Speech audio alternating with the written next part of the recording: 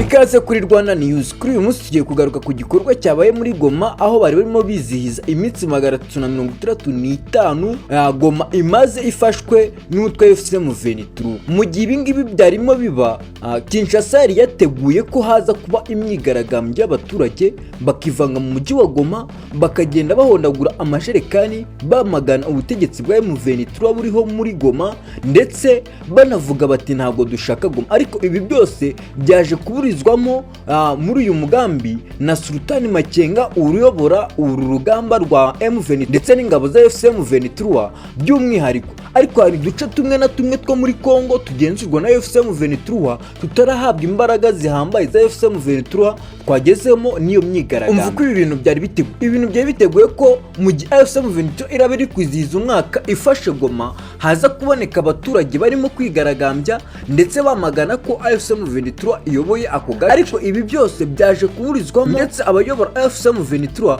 bavuga ko umuturage uri bwigaragambye ari bufatwe afungwe, ndetse bamwe baze kuraswa bitewe n'uburyo baraba bigaragambijemo cyangwa n'uburyo baraba barengeye ku mategeko bashyizeho muri Kivu y'Amajyepfo. Mwibutsa ko uyu mutwe wa FCM23 wamaze gushyiraho ubuyobozi ndetse n'igisirikare ngo kigamije kubohora Repubulika Iharanira Demokarasi ya Congo. Ibi byose rero byagombaga kuba kuri uyu munsi kuri iyi tariki ya 27, ariko byaje kuburizwamo, dore ko ibi bintu byari n'ibintu ntekiza nkasanga bino bintu ntago byari gushobora gukunda bitewe nuko FCM23 nimba itarirukanywe n'amasasu cyangwa ibisasu RDC yayirasheho bagakomeza umugambi wo kwirwanaho kugeza naho bafashe igihugu, ndetse bagafata kara gace k'uburasirazuba bagafatamo igice kinini. Ntago numva ukuntu abaturage mwebwe cyangwa abaturage b'abanyakongo bafata amajerekani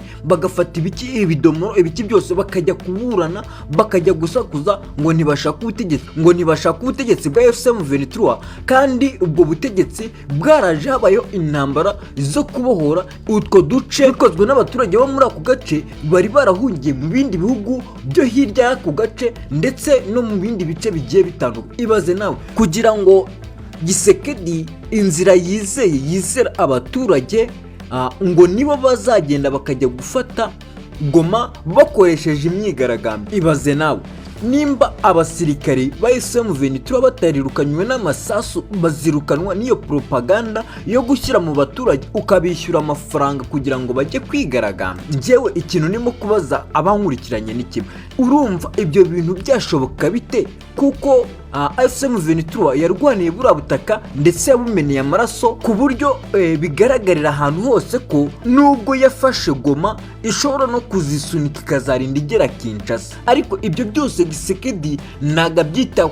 Iyo amaze gutsindwa rero nk'ubwo buryo atangira kurega igihugu cy'u Rwanda ngo FCM23 ngo ni abanyamahanga bateye Congo. Byahebye buriya FCM23 amakuru agaragaza ko ari abanyekongo bo ubwabo bahagurutse bagashaka kurwanya ikibi ndetse bagashaka kurwanya ivangura rimaze igihe mu karere k'ibiyaga bigari. Ngahibaze nawe mu gihe Gisekedi akomeza gutsimbara aravuga ngo FCM23 ngo ni abanyamahanga bateye Congo. Ibyo ngibyo rwose usibye kuba uri umuturage ugatekereza hafi, ndetse n'ibintu utagakwiye kubuha umwanya, ndetse n'ibintu utagakwiye kuba utekereza ahubwo ukibaza uti kuki Perezida Gisekedi akunda kurira buri gihe yatsinzwe.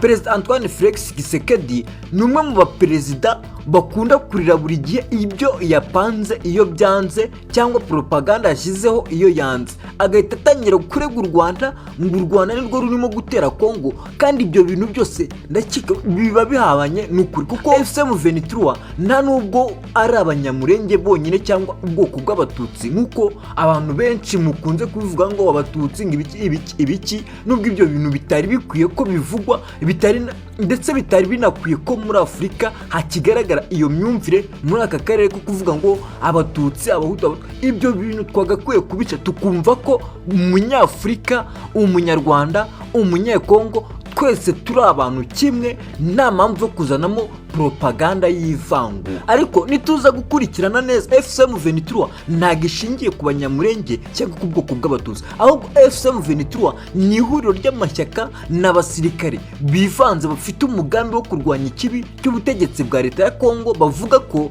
ubwo butegetsi bukomeza kugenda bubangamira uburenganzira bwa muntu, dore ko usanga hari abaturage benshi bagira gute babipfiramo, abandi bakabyangirikiramo bitewe n'ibitero RDC ikomeza kugaba ku baturage b'inzirakarengane, nk'uko raporo zigenda zibigaragaza umunsi ku wundi.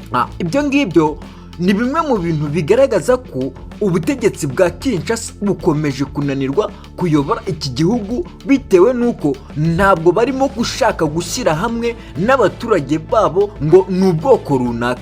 Ariko nuza kugenzura neza urasanga igisirikare cya FCM23 kitayobowe n'ubwoko, ahubwo kiyobowe n'abasirikare benshi batandukanye bo mu bwoko butandukanye, ndetse n'abo mu bwoko bukomokamo perezida Gisekedi nabo bari muri iri shyaka, ndetse ni n'abasirikare bakomeye muri iryo shyaka. Ibyo ngibyo reka tubyihorere tujye kureba ukuntu Kinshasa yari yica ipanga imyigaragambyo, ifata ndetse n'abaturage bamwe na bamwe irabishyura. Niko hari abaturage bafashwe bari kwigaragambya, batangaje ko leta ya Kinshasa yari yabahaye amafaranga make kugira ngo bajye mu mihanda bigaragambye, bamagana ko, bavuga ko umutekano kuva FCM23 yafata ibyo bice ngo umutekano ni mubi, ngo ntago hacunzwe neza. Ese twakibaza tuti Goma ko benshi bavuga ngo kuva yafatwa na FCM23 haratunganye kandi haratekanye, hameze neza, ni gute baba bashaka kugira ngo bavuge ngo ntihatekanye? Ibi bintu byose biragaragaza intege nke ndetse n'ubushobozi buke bwa leta ya Kinshasa bwo kugenzura abaturage ndetse n'ibice bimwe na bimwe, kuko icyo FCM23 yashakaga ni ukugira ngo abanyekongo bavuga ururimi rw'ikinyarwanda baze guhabwa uburenganzira bwabo mu gihugu cyabo, ndetse babashe kubona serivisi za leta uko bikwiye, dore ko hari serivisi zimwe na zimwe bagendaga bamburwa, bamwe bakicwa, ntihagire igikurikirana na kimwe. Rero iyo myigaragambyo yaje kuburizwamo na generali, aravuga ati umuntu wese wateguwe kugira ngo yigaragambye, bamwe barafunga bacishamo n'ikiboko, barababwira bati nta myigaragambyo dukeneye mu mujyi, kuko uyu mujyi wa Goma washyizweho uburinzi buhambaye. Kugeza ubu ngubu ndakeka nubwo Congo ikomeza ivuga ngo izigarura bimwe mu bice, ariko ndakeka gufata Goma byo bizabanza kwigura, kuko intambara yabaye bajya gufata iyi Goma, ndetse iyi ntambara ni imwe mu ntambara ikomeye, dore ko hari bamwe mu bavuga bati iyi ntambara yabaye bigarura Goma igomba kwandikwa mu bitabo kugira ngo abasirikare ku mpuzamahanga babyigishwe ndetse babitoze. Wakibaza uti niba Goma yarafashwe muri ubwo buryo, ni gute utekereza ko umuturage wafashe ikijerekani, wafashe iki akajya mu muhanda kwigaragambya, azasunika mama 23 give mu bice igenzura? Njye umvaga ni damu. Iyi ni Rwanda News. Ngaho kora subscribe, ukore like, share and comment kugira ngo tujye dukomeza kubana mu makuru mashya ndetse n'isesengura ku makuru yo mu burasirazuba bwa Congo.